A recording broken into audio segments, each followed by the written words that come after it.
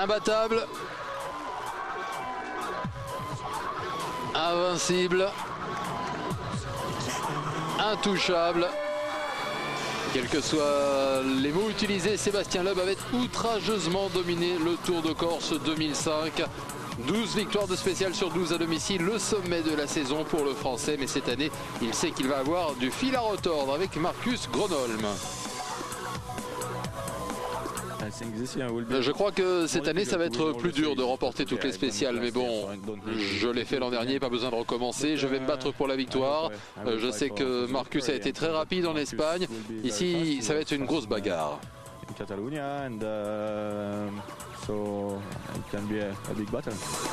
Le partenariat entre Gronholm et Ford a déjà porté ses fruits cette saison. Cette fois-ci, le team et le pilote sont déterminés à lutter pour leurs titres respectifs. Et bien sûr, une victoire, ça aiderait grandement. Je pense que nous avons une chance à jouer ici. La voiture est bonne, les pneus sont bons, tout va dépendre de mon pilotage. Mais j'ai un bon feeling, on va se battre. Pour l'instant, la grosse sensation de cette saison, c'est Dani Sordo, 3e dans ce championnat en début de saison. Le patron de Citroën Sport, Guy Fréquelin, a même fait le déplacement de Paris pour voir la nouvelle star. Après 4 des 16 rendez-vous, Gronholm talonne Loeb au classement général avec 9 points de retard. Daniel Sordo est un peu plus loin des leaders avec Manfred Stoll 4e et le champion du monde Peter Solberg 5e. Allez, c'est pas pour rien que la Corse est appelée le rallye aux 1000 virages. Et il faut beaucoup d'adhérence sur les pneus dans les sections rapides. Et il faut aussi du nerf pour passer à travers les virages à presque 200 km/h. La Corse au sud de Marseille à 1h30 de vol de Paris avec 12 spéciales au programme dans les montagnes qui surplombent Ajaccio. C'est là qu'est situé le parc fermé. Au menu de ce magazine, toute l'action, mais aussi comment les freins d'une voiture de rallye peuvent résister à une descente de col. Les mystères du choix des pneus, l'importance de faire le bon choix en fonction des conditions météo. Et 50 ans après la victoire d'une femme dans la première édition de ce rallye de France, comment se portent les femmes dans ce milieu très masculin?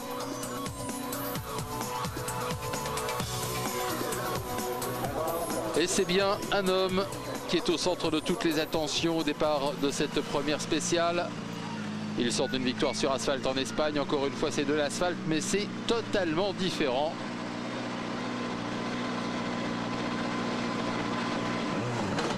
Sébastien Loeb au départ. Avec une spéciale qui résume tout ce que la Corse peut offrir.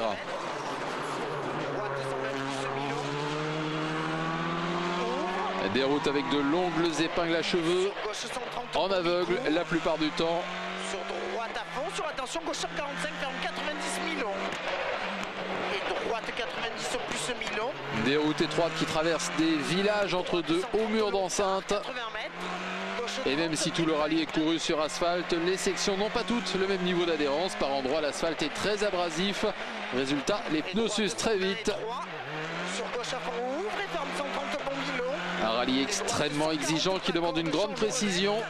Sur attention, gauche 147 moins, ferme 110 plus. Et la précision, c'est exactement le point fort du Français qui claque un temps excellent dans cette spéciale d'ouverture.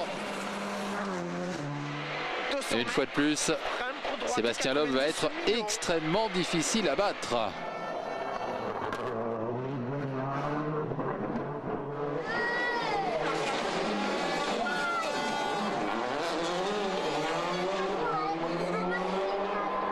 Et voyons comment Marcus Gronholm va répondre. Le Français le Finlandais dit qu'il apprécie la compétition plus que jamais. Il est dans une voiture dont il sait qu'elle est capable de gagner. Il a prouvé en Espagne qu'il est tout à fait au niveau de Loeb sur l'asphalte. L'asphalte qui reste une des surfaces préférées du champion du monde.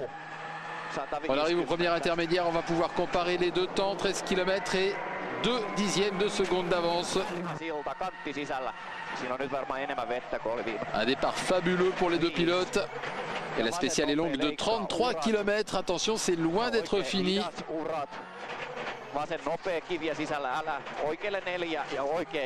Et virage incessant, une fois encore, c'est tout à fait différent de ce que proposait l'Espagne. Mais pour l'instant, Marcus n'a aucun problème. Même s'il commence à perdre du temps ici, le deuxième intermédiaire, 1 seconde 8 de retard sur l'hub et il reste 10 km. Et ça va être intéressant de voir comment ça se passe. En bas à droite de votre écran, le temps de l'hub. Mais Grenoble ne va pas parvenir à le battre. Plus que quelques courbes.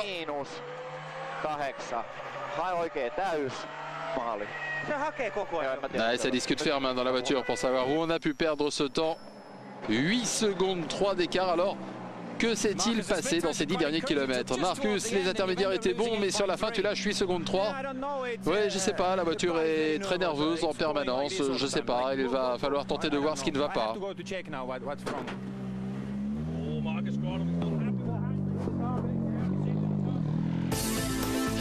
Alors, le voyage n'a pas été bien long de la Catalogne à la Corse pour les équipages. Une étape sur asphalte en remplace une autre, mais pour les pilotes, c'est pas vraiment la même chose. En Catalogne, les pilotes coupaient les virages pour grappiller quelques secondes. En Corse, il faut être beaucoup plus précis dans ces longues courbes. Couper les virages en Espagne, ça ramène pas mal de poussière et de gravier sur la route. Ça peut changer la donne au deuxième passage. Ici, peu de poussière et de gravier, mais la surface changeante et les routes très abrasives sont particulièrement problématiques. Et puis vous vous en souvenez, les routes catalanes sont plus larges, plus tranquilles, presque comme sur un circuit où il faut être à fond de régime en permanence pour garder toute sa vitesse. En Corse, en revanche, les spéciales sont beaucoup plus variées avec des routes qui traversent des routes montagneuses et parfois les voitures en sont même à raser les murs. Un rallye très difficile pour les top drivers, y compris le champion du monde 2003. Peter Solberg, jusqu'ici une saison en demi-teinte, un podium au Mexique, mais pas grand-chose depuis malgré ses efforts sur l'asphalte. Une surface qui n'est pas la sienne, même si le mariage voiture-pneu semble bien assorti cette fois-ci. Et le voici à 2 doigts de la sortie de route. Et il sait qu'il est en retard, il est stressé, il est frustré. Même si la voiture n'est pas sortie, elle va quand même être abîmée.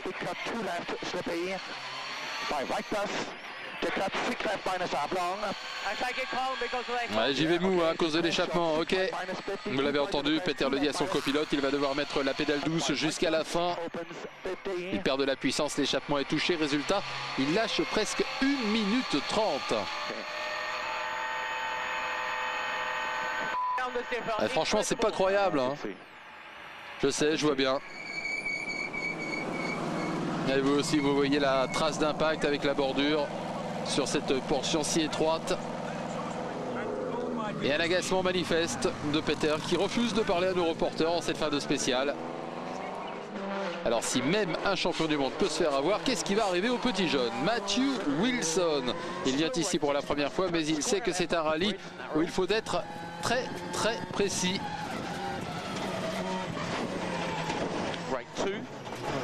En tout cas, si on veut éviter ça. Et une autre leçon pour le jeune Britannique. Un autre petit jeune qui va vérifier la qualité du décor de plus près, c'est Andreas Egner. Problème aussi pour Dani Sordo, aux prises avec un différentiel défaillant. Il est 13e au général. Ce qui passionne les spectateurs. Enfin, pas tous. Et un bonus pour Rémi Ponce. 3e au général après cette spéciale. Alors quelques galères dans ce début de rallye, mais le podium revient à la Subaru de Peter Solberg, le pompon du problème. Le Norvégien qui espère que ses ingénieurs pourront faire quelque chose au service. En attendant, il faut réparer et il ne semble toujours pas disposé à parler. On n'a pas le temps de parler maintenant. Tous les problèmes d'échappement, en tout cas ce n'est que la partie émergée de l'iceberg. Apparemment la boîte de vitesse est touchée elle aussi. Il va falloir attendre un peu avant les réparations au service. La deuxième spéciale est Alex Bangé, auteur d'une belle prestation en Espagne. Il avait fini 4e, il va tenter de prouver que ça n'est pas un accident. Et il a le 3e temps sur cette spéciale, ce qui veut dire qu'il peut aller chercher Rémi Ponce. Sébastien Loeb, sans cesse à la recherche du meilleur temps. 165 dans cette petite rue en plein cœur d'un village. Et regardez-le, il est parfaitement serein. Alors on le disait, il a un gros cœur pour aller chercher Il n'y en a qu'un seul qui pourrait faire mieux, c'est Marcus Gronholm. Et Marcus Gronholm qui signe même la victoire de spécial. C'est la première fois que le Français est battu à domicile depuis 2004, ce qui ne l'empêche pas de conserver la tête du classement général devant Gronholm, Bangé, Hirvonen et Révi Ponce. De spécial couru 61 km et déjà un aperçu des difficultés de ces étapes tortueuses. Les routes étroites et à pleine vitesse dans les courbes. Nous avons donc demandé à un expert et à un plus jeune ce qu'ils pensent de ces routes.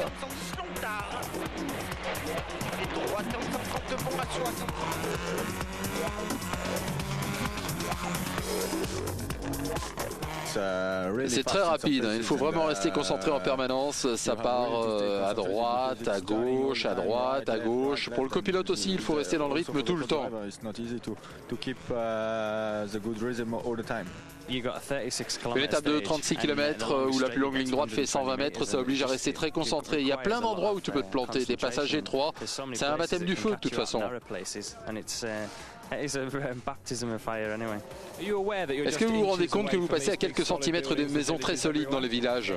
Ouais, il faut essayer de ne pas trop penser à ça, mais on le garde tout de même à l'esprit. Tous ces murs dans les longues courbes, c'est un peu étouffant. Vous ne pouvez pas voir ce qui va suivre et vous vous dites que si ça casse maintenant, eh ben, pas droit à l'erreur. C'est maintenant difficile.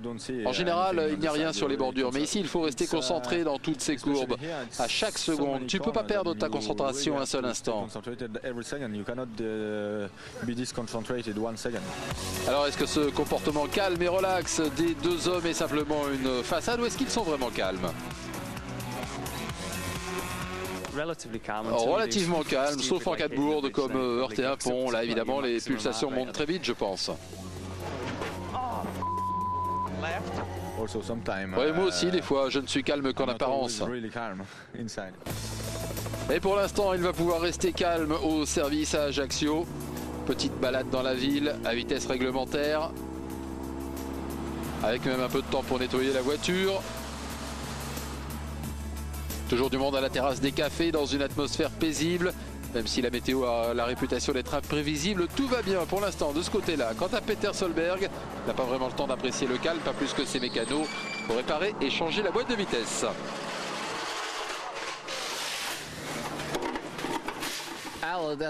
C'est comme ça, un choix de pneus trop tendre, j'ai poussé un peu fort au-delà de la limite, j'ai freiné trop tard, j'ai heurté une bordure et j'ai perdu 1 minute 10 ou quelque chose comme ça.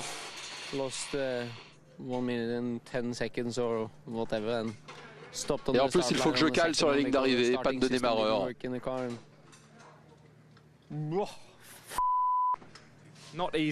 Pas facile en ce moment. Hein. Non, c'est dur, c'est trop de problèmes.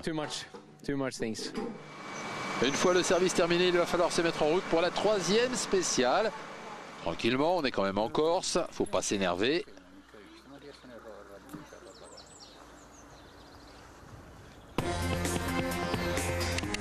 Et c'est parti pour cette 3e spéciale. Une spéciale où on va revenir sur nos pas d'ailleurs. 2e passage en fait sur le premier parcours. Le public n'a pas bougé, il attend le 2e passage patiemment.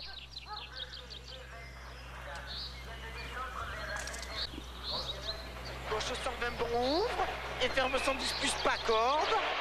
Et Loeb, le maître incontesté sur ces terres, revient sur une route que les supporters ont dégagée prudemment.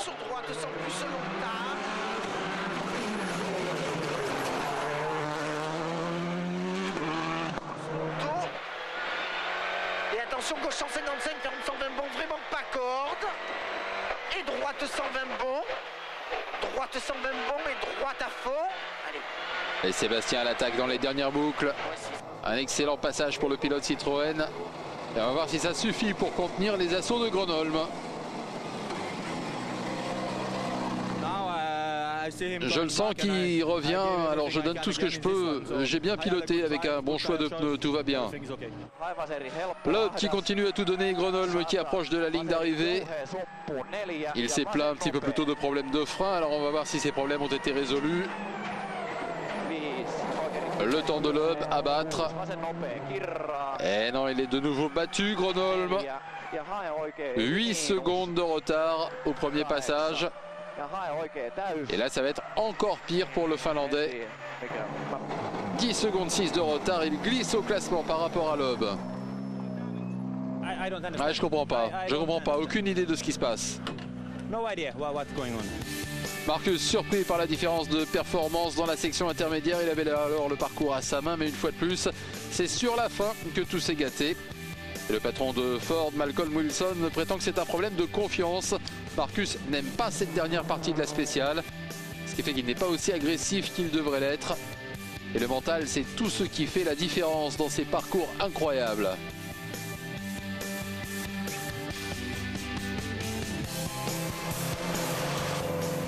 Retour sur la ligne de départ et le jeune coéquipier de Grönholm, Mikko Hirvonen, qui vient se mêler à la bagarre pour la 3e place. Il doit se battre contre le régional de l'étape, Alex Bangé, mais aussi contre Revi Pons.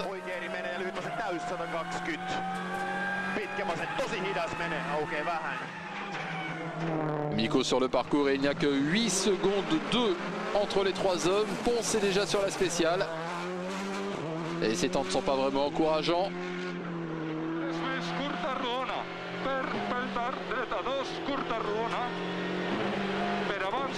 Et le pilote Citroën est tout simplement en train de perdre la bagarre pour cette 3e place.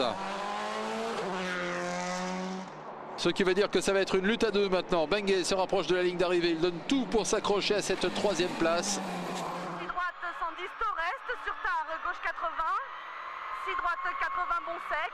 Et sa meilleure performance, c'était une 4e place en Espagne. Le Français est en confiance. Il peut faire un gros coup à domicile. Bangé sur le parcours. Que va faire Hirvonen pour aller le chercher?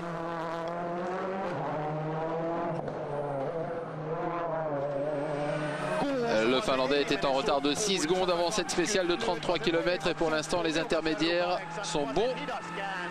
Vous avez le temps à battre pour prétendre à la 3e place. Et il en termine, ça va être juste, mais il peut le faire.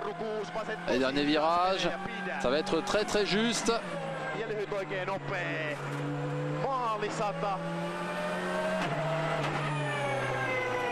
Et il est plus rapide, 7 dixièmes de seconde. Il prend la 3e place avec 6 dixièmes de seconde seulement. En tête, Sébastien Loeb est tranquille avec 15 secondes d'avance. Derrière, ça commence à se chauffer entre Hirvonen, Bangé et Pons. Dani Sordo est en embuscade à la 6e place.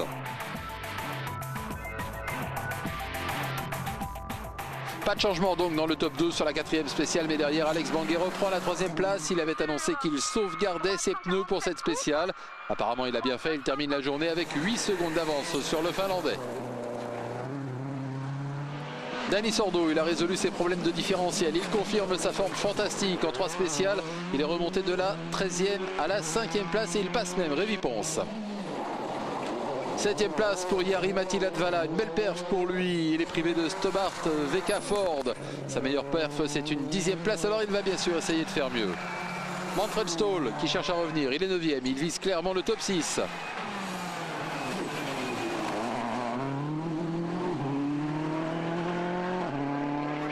Même déception pour Stéphane Sarrazin, juste un cran en dessous, en dehors du rythme.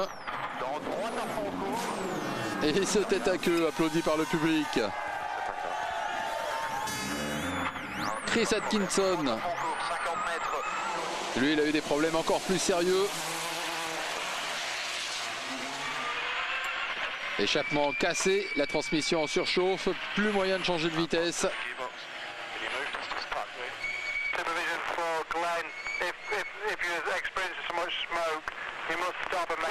Et regardez, ça aurait pu être encore pire pour son copilote Glenn McNeil qui a failli se faire happer par la voiture qui suivait. François Duval, 6e en Espagne. Il pensait que la Fabia serait meilleure. En Corse, apparemment non, il est 10e. Et Gigi Galli, de retour pour la première fois depuis la Suède. Il est 13e, pas encore dans le rythme. Et les pneus Pirelli qui soutiennent sa conduite spectaculaire, comme pour prouver que Pirelli peut faire aussi bien sur asphalte. Le numéro 1 du team Red Bull de Skoda, c'est Harry Rovanperä qui revient en remplacement de Gilles Panizzi. Pour l'instant, ça n'est pas très concluant. Il est 16e, juste derrière son coéquipier Andreas Egner. Sébastien Loeb qui accuse maintenant une avance de 19 secondes sur Grönholm. Alex Bangé 3e, Hirvonen 4e et Sordo qui revient à la 5e place. Le grand perdant pour l'instant, c'est Peter Solberg, très loin des points, coincé entre Gigi Galli et Andreas Egner. Alors qui va pouvoir relever le défi de la domination de Sébastien Loeb? Est-ce que quelqu'un en est tout simplement capable? La réponse, c'est après cette première pause. Ce Tour de Corse, et une fois de plus, la majeure partie du succès va résider dans le choix des pneus. Un choix déterminant sur ces routes changeantes et une météo incertaine. La victoire se joue là.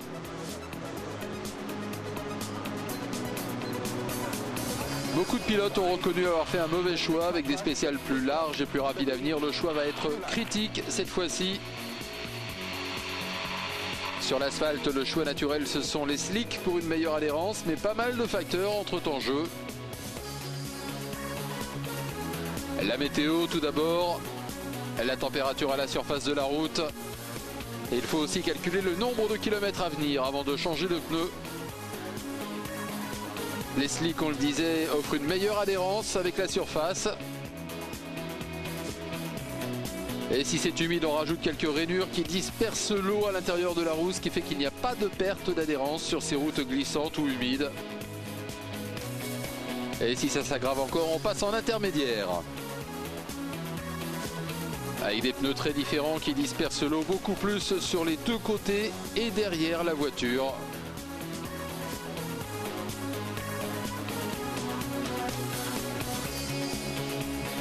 Mais c'est juste une partie de la décision, il faut aussi choisir le bon mélange ou plutôt la bonne gomme. Et là, ça devient très complexe.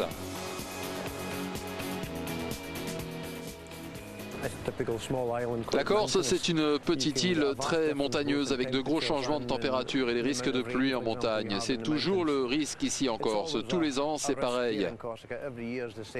Le soleil brille, mais regardez derrière, sur les montagnes, c'est nuageux. On a 2 heures pour faire le choix des pneus. On se fie au temps, mais aussi aux infos recueillies aussi ou là pour faire un bon choix. Mais la plupart du temps, en fait, c'est un compromis parce que géographiquement, il y a pas mal de différences entre les spéciales. Alors un choix peut être bon sur une spéciale, mais il faudra changer pour la suivante. On prend des pneus tendres pour le froid, des médiums pour le temps sec et matinal. On utilise les gommes plus dures l'après-midi une fois que la route a été baignée par le soleil. La température monte en quelques heures. Les pneus tendres sont meilleurs pour du froid un peu glissant, mais si ça chauffe, les pneus évoluent. C'est le premier problème. En fait, ils s'usent très vite. Et pour le pilote, ça change quoi quand les pneus sont usés ? C'est comme conduire sur de la gelée, la voiture glisse, elle perd de la stabilité, de la précision, c'est là que les roues bloquent, qu'elles sous-virent, tout ce genre d'effets secondaires. Et à l'inverse, si le choix est trop dur ici en Corse, que se passe-t-il? Ça peut être dangereux à cause du manque d'adhérence. Les gommes dures mettent du temps à se mettre à température. Alors tu arrives sur une section où tes pneus sont à température pour une section sèche et ça devient humide. Alors certains pilotes s'en sortent très bien, mais pour d'autres c'est plus difficile, ils perdent de l'adhérence quand les pneus refroidissent. Marcus Gronholm, lui, va avoir besoin de conditions maximales pour venir à bout de ses 20 secondes de retard sur Loeb, alors qu'on va attaquer cette spéciale d'ouverture pour cette deuxième journée. Dans les montagnes, le soleil se lève tout doucement, un peu de chaleur déjà, et tout est sec, donc tout le monde part en slick.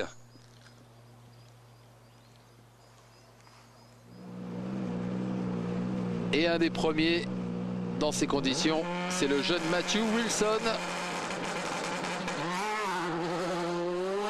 Matthew Wilson qui a encore beaucoup à apprendre. Les routes corses sont réputées pour être difficiles. Le jeune pilote Ford qui a bien lutté est tombé à la 17e place.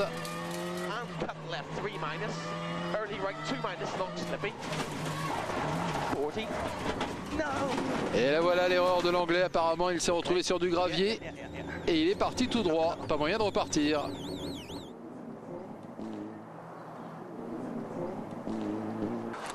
Ouais, c'était dans la courbe à droite, on s'est retrouvé pris dans le gravier.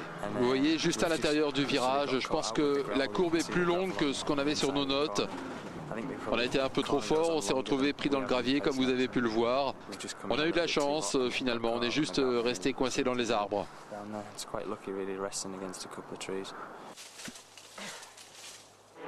Un autre rookie ici. Le début de la saison a été difficile pour Andreas Egner.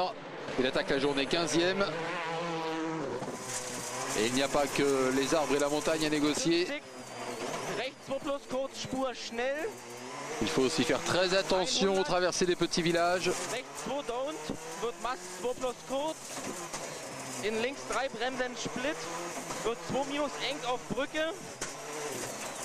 Et il est beaucoup trop rapide ici. Écoutez ça.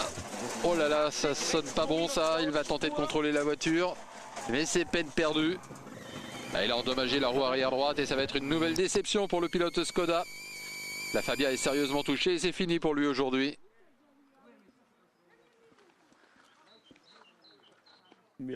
On a été un peu trop vite, on a heurté quelque chose à l'arrière du pont et c'est fini.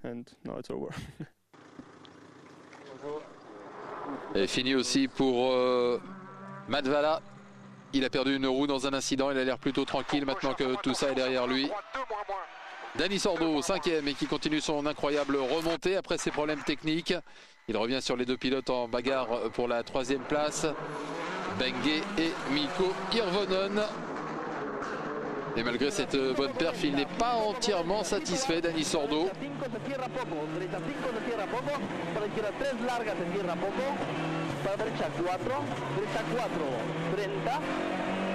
Derecha 5 rápida, situar, para izquierda 3 poco lenta, situar para izquierda 3 poco lenta.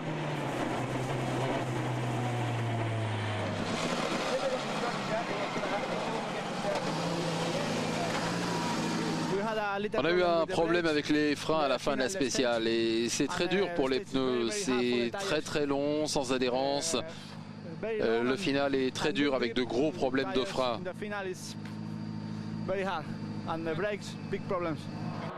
Hirvonen, il a débuté la journée avec 8 secondes de retard sur Bengay, mais il est assez rapide ici pour reprendre la 3e position. Mais pour les fans locaux, un seul homme compte, le seul qui peut les distraire des mots croisés, des discussions entre potes ou du barbecue du week-end.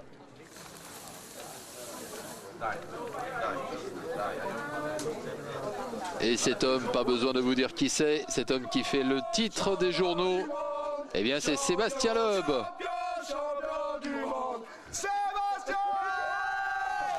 Et une fois de plus, Loeb prouve qu'il est ici chez lui, sans un regard sur les murs qui l'entourent ou sur les fans qui se massent sur le bord des routes. Loeb se concentre sur ses trajectoires et ses points de freinage et c'est tout ce qui compte. Encore un meilleur temps.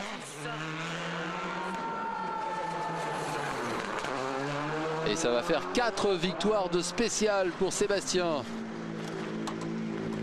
Et pour le deuxième, tout le plaisir du début du rallye est éclipsé par une véritable irritation. Marcus Gronholm qui change les clés de transmission de sa Ford sur le bord de la route avant d'attaquer la 6e spéciale. Marcus, tu n'avais pas l'air satisfait à la fin de cette spéciale. Qu'est-ce qui s'est passé? Je ne sais pas, la voiture semblait paresseuse. Il a fallu que je fasse quelques changements, mais manifestement, ce n'était pas les bons. Alors, je reviens à ce que j'avais hier, mais ça ne suffit pas pour aller chercher Loeb. Et ça ne suffit pas, effectivement, puisque Gronholm pointe désormais à 27 secondes 7 de Sébastien Loeb. Encore une spéciale avant le service, 26 km pour cette 6e spéciale. Et c'est tout bon pour Mikko Hirvonen. Avant le rallye, il confiait qu'il allait se battre pour une place sur le podium et c'est exactement ce qu'il est en train de faire. Avec à la clé une première victoire de spéciale pour cette saison 2006. Il se place devant Bengay et Sordo. Dani Sordo qui va sortir le 2e temps. Il est en retard d'1 seconde sur Hirvonen. Mais il bat Bengay de 8 secondes, ce qui veut dire qu'il pique la place, la 4e place aux Français. Ce qui nous fait donc Sébastien Loeb en tête devant Marcus Gronholm, Mikko Hirvonen, Daniel Sordo et Alex Bengay. Ponce, Stoll et Sarrazin complètent les points. Et petit retour en arrière, le premier vainqueur de ce Tour de Corse, eh bien c'était une dame, sa copilote aussi d'ailleurs. Coup de chapeau à mesdames Thiron et Ferrier. Un fait assez rare dans un milieu très masculin. Et en 2006, il y a encore quelques femmes qui font leur trou au WRC, 2 copilotes en l'occurrence. Caroline Escudero, copilote de Alex Banguet. Ensemble, ils ont gagné le championnat de France et maintenant ils tentent de se faire une place dans le monde du WRC. Ilka Minor, copilote de Manfred Stoll, ils sont associés depuis 1998 comme privé et cette année, ils ont signé pour 1 an chez OMV Peugeot avec déjà un podium cette année. Et Ilka prouve que contrairement à ce qu'on a un petit peu trop tendance à dire, les femmes savent lire les cartes routières.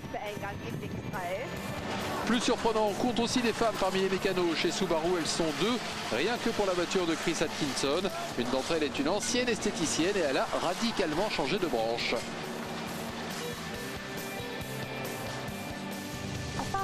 Au début, je pensais que ce serait un peu difficile avec tous ces gars. Ils ne savaient pas trop comment se comporter, comment nous traiter, mais finalement, c'est super, j'adore ça. Ils sont très attentionnés, c'est très sympa.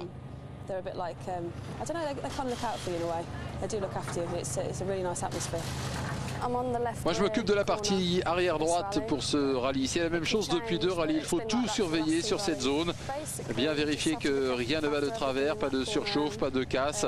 Et s'assurer que la voiture peut repartir dans des conditions parfaites.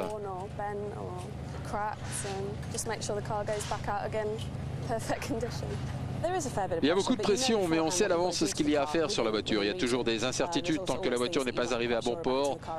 Mais tout est planifié. Alors globalement, chacun sait ce qu'il a à faire. Mais c'est vrai qu'il y a de la pression. L'adrénaline se met à monter. Il faut faire son job dans un temps donné. Il faut se concentrer et ne rien faire d'autre. Et que pense Chris Atkinson de ce Girl Power? Elles sont fantastiques, aussi efficaces que les gars, sinon plus. Très compétentes. Je suis content qu'elles soient à mes côtés, c'est bon pour la motivation. Et Chris qui a beaucoup cassé chez Subaru, il donne du fil à retordre à ses mécanos, hommes ou femmes.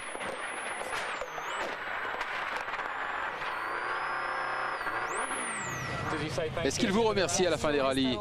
Oui, toujours. Allez, encore un peu de travail au service. Les freins ont bien pris sur ces 2 jours. Restez avec nous, on se retrouve après la pause. Retour au Tour de Corse, le service très occupé pour cette 2e journée qui a déjà fait pas mal de dégâts. Le choix des pneus s'est révélé un véritable dilemme, voire un problème pour certains.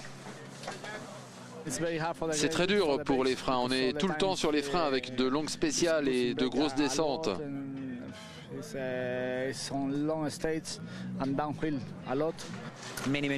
Beaucoup de virages et en plus c'est glissant dans ces virages avec le gravier. Aujourd'hui j'ai pas vraiment de problème.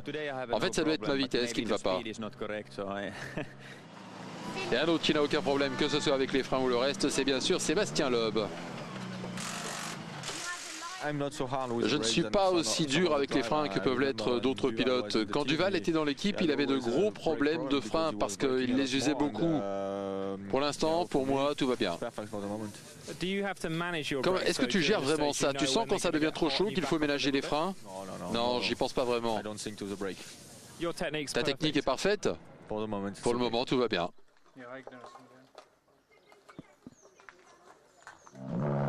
Alors, qui de Dani Sordo ou Mikko Hirvonen va gagner cette bagarre pour la 3e place? 8 secondes 8 à peine entre les 2 jeunes pilotes à l'attaque de la 8e spéciale. Tout reste à jouer pour Hirvonen, actuellement 3e. Mais attention, derrière, le jeune espagnol va faire monter la pression.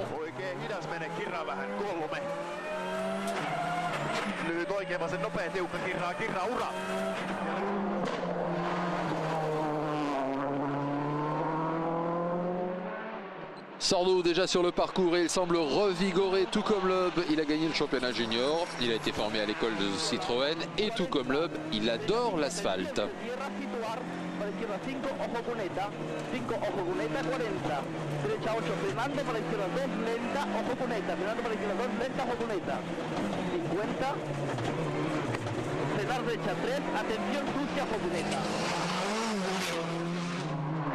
Mikko Hirvonen à l'intermédiaire des 18 km/5 à mi-chemin de la spéciale.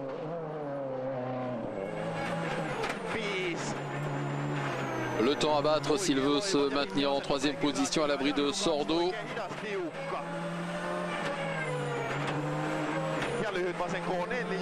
Et il est plus lent. Il a déjà perdu son avantage. Il est maintenant à plus de 2 secondes au général, ce qui signifie que Sordo lui a pris 11 secondes sur cette spéciale. Sordo en pleine bagarre avec le pilote Ford et il va falloir maintenant maintenir et consolider cette avance.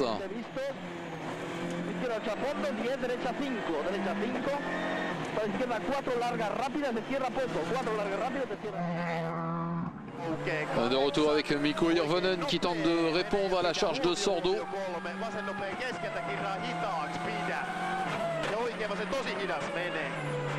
Il approche l'intermédiaire des 28 km/8 tout près de la ligne d'arrivée.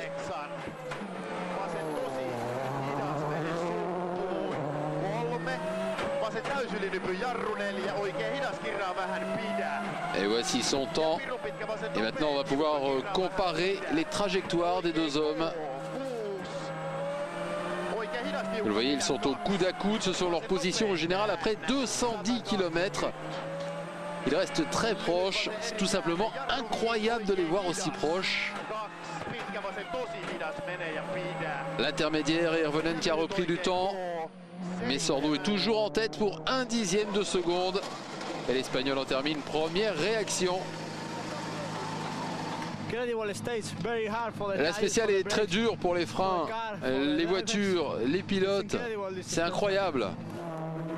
Allez, de retour avec Mikko qui en termine à son tour. Est-ce qu'il va reprendre la 3e place? 24-15-5, c'est le temps à battre. Et une fois de plus, ça va être très très chaud. Et on va être fixé. Et ça passe. Il est plus lent sur la spéciale, mais il reste 3e en tout cas pour l'instant.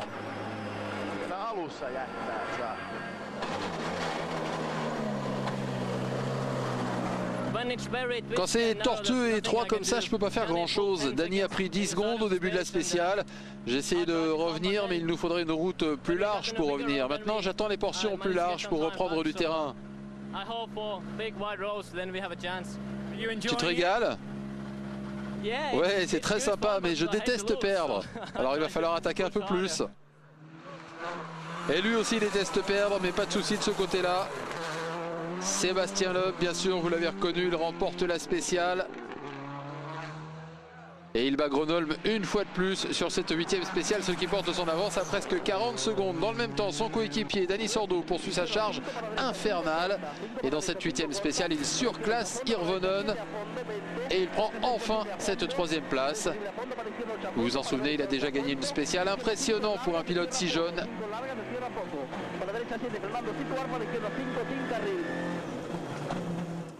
Alex Banguet, toujours 5e, il a perdu la bagarre pour la 3e place et maintenant il se bat avec Revi Pons. Jari-Matti Latvala, 7e, avant un incident.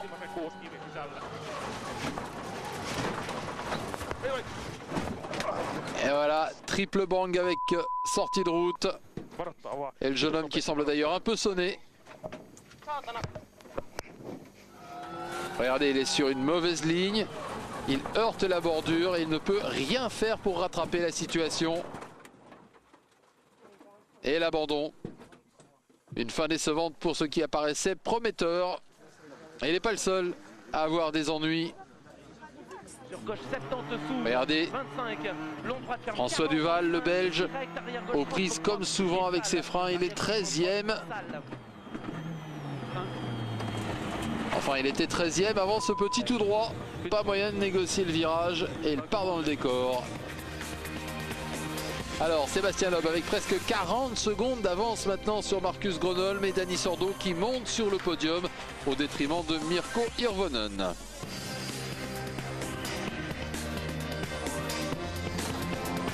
Sébastien Loeb, la star de ce rallye. Marcus Gronholm qui va tout donner pour revenir. Quant au 3e grand nom, Peter Solberg, il est plutôt en fâcheuse position. On se retrouve de ce Tour de Corse avec 4 spéciales au programme. On prévoyait une bagarre à 3 pour le titre. Sébastien Loeb joue son rôle, leader du championnat en route vers une nouvelle victoire. Marcus Gronholm qui se bat pour la 2e place au général comme sur ce rallye. Mais le grand absent, c'est Peter Solberg, 11e pour l'instant de ce rallye. Quel changement pour le champion du monde 2003. Et quand Peter avait gagné son titre il y a 3 ans, le garçon qu'on surnommait Hollywood était le Golden Boy de WRC, souriant, disponible. Il monopolisait les fans et les médias.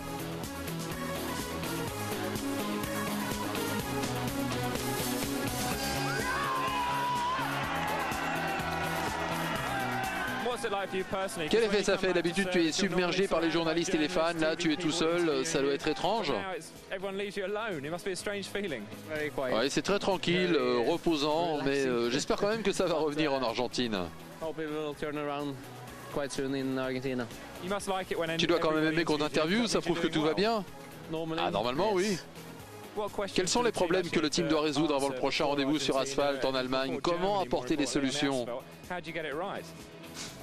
Je sais pas, il va falloir regarder ça de près, c'est tout ce que je peux dire. C'est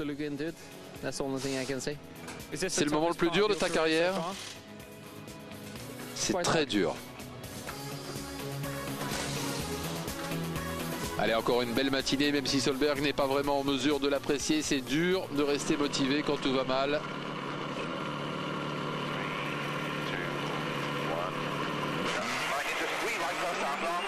Les Norvégiens et son team ont essayé tout ce qui était possible sur ce rallye. Ils ont testé de nouveaux réglages pour l'asphalte en essayant d'améliorer le comportement de la voiture sur cette surface. Alors ça va être un peu juste à court terme, mais à plus long terme ça peut porter ses fruits en termes de performance.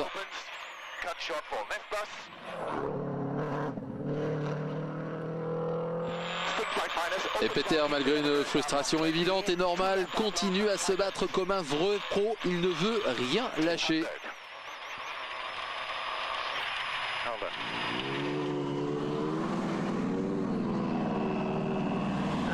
C'est vrai que ça énerve, ça met de mauvaise humeur. Hier j'étais très mauvais, aujourd'hui c'est une nouvelle journée. Alors je vais juste essayer de prendre du plaisir et de me calmer en vue du prochain rallye, mais c'est pas facile.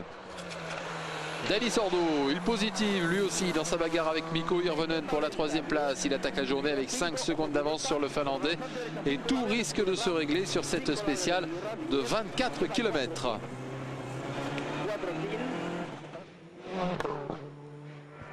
Hirvonen a déjà livré un bon temps sur cette spéciale. Sordo va devoir se battre pour se maintenir. 14 minutes 51-8, c'est le temps à battre pour rester devant. Une fois de plus, ça va être très indécis. Et voici les tableaux rouges qui signalent l'arrivée. Et Sordo se maintient, mais son avance sur Hirvonen est quasiment envolée. Et pas de changement au général, mais la position de Sordo est maintenant sous pression. Et le duel se poursuit dans la 10e spéciale. Hirvonen, lui son domaine c'est la terre, mais étrangement son meilleur classement c'est une 3e place sur l'asphalte espagnol et il met vraiment la pression sur ses routes corse.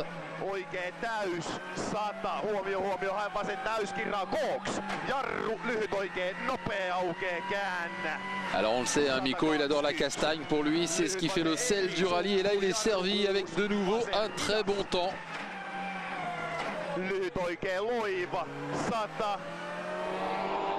Dani Sordo, jusqu'ici, il a toujours su répondre aux attaques de Hirvonen, mais même là, il ne peut pas se permettre le moindre instant de relâchement. Souvenez-vous qu'il ne tient que pour une demi-seconde.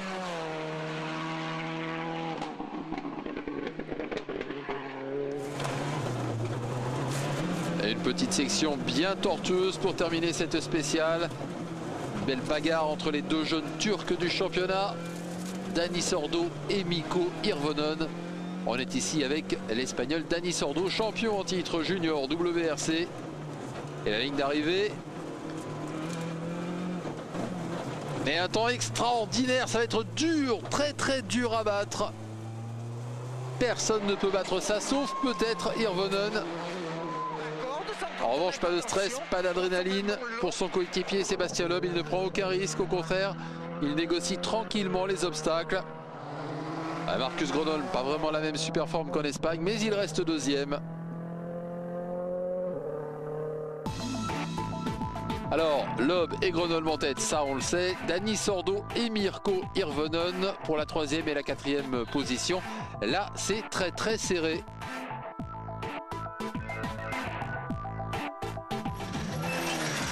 Mais avant ces dernières spéciales, retour au service.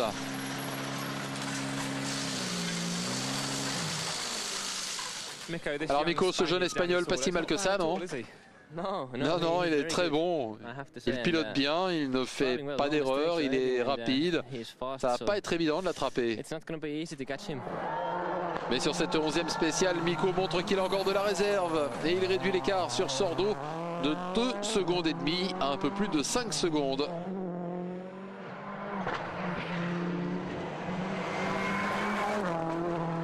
Plus bas dans le tableau, la journée a été paisible pour tout le monde. On assure plutôt que de prendre des risques. Le Français Alex Bangué, il est 5e, il fait ce qu'il peut pour contenir Révi Ponce.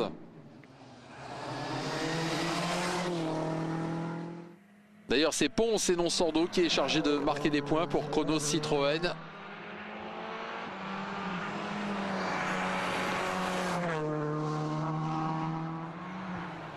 Pas très spectaculaire mais constant sur asphalte, l'Autrichien Manfred Stoll, il est 7e, il sait qu'il ne peut pas viser le podium comme au Mexique. Mais s'il termine dans cette position, il peut sauver sa 4e place au général.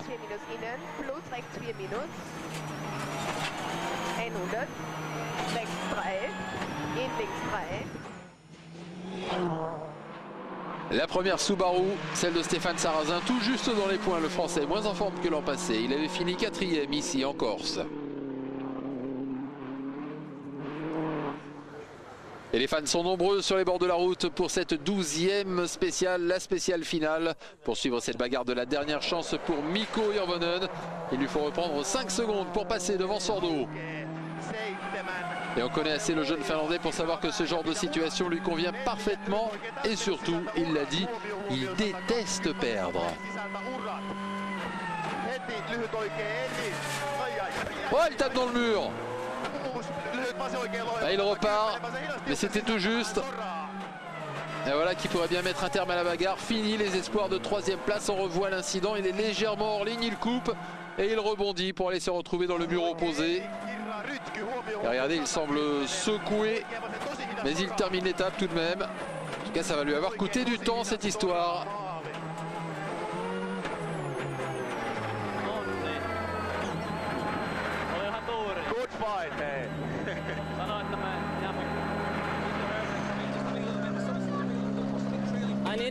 En fait, j'ai heurté par l'arrière, on est sorti, on a endommagé les 2 roues à droite.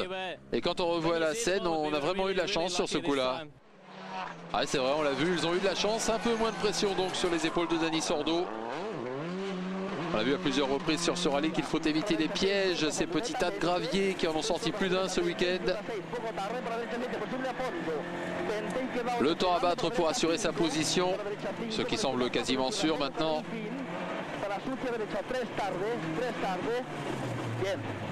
Et voilà, c'est fait. 2e podium consécutif pour Dani Sordo qui prouve à la fois sa force mentale et sa rapidité. Mais en tout cas, si Hirvonen rate le podium, il est le premier au classement du fair play, le premier à venir féliciter Dani Sordo. Quant au coéquipier de Mikko, Marcus Gronholm, lui, n'a pas pu venir à bout de son rival Citroën sur ce rallye. Même s'il prend les meilleurs temps sur les 2 dernières spéciales, il n'a jamais vraiment inquiété l'homme depuis la 2e spéciale de vendredi. Alors il prend quand même les 8 points de la 2e place et il maintient toutes ses chances au championnat. Sébastien Loeb en pole position, il va signer sa 3e victoire consécutive.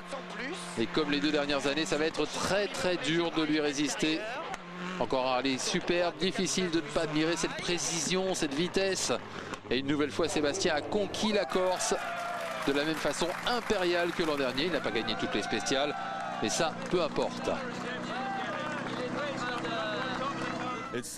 C'est vraiment plaisant de gagner ici. L'an dernier, c'était la première fois et j'étais vraiment heureux de le refaire. Gagner ici devant tous les fans français, c'est toujours un grand moment.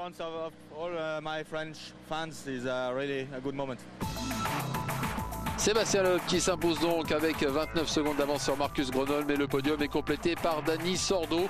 Dans les points, on trouve Hirvonen, Bangué, Ponce, Stoll et Sarrazin.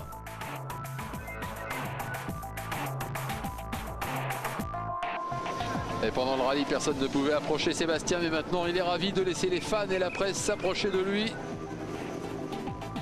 Au championnat des pilotes, Sébastien Loeb est donc en tête avec désormais 11 points d'avance sur Marcus Gronholm. Et Dani Sordo est 3e sur le podium. Chronos Citroën en tête du classement constructeur et BP Ford passe devant Subaru. Alors maintenant de la Méditerranée à l'Amérique du Sud, avec les graviers et les franchissements d'eau, le prochain rendez-vous c'est dans 3 semaines en Argentine pour peut-être un nouveau triomphe français. Encore un grand week-end pour Chronos Citroën. Et Loeb et Elena qui prennent goût au succès, même s'ils commencent à être habitués. Et quant à nous, on se retrouve dans 3 semaines en Argentine.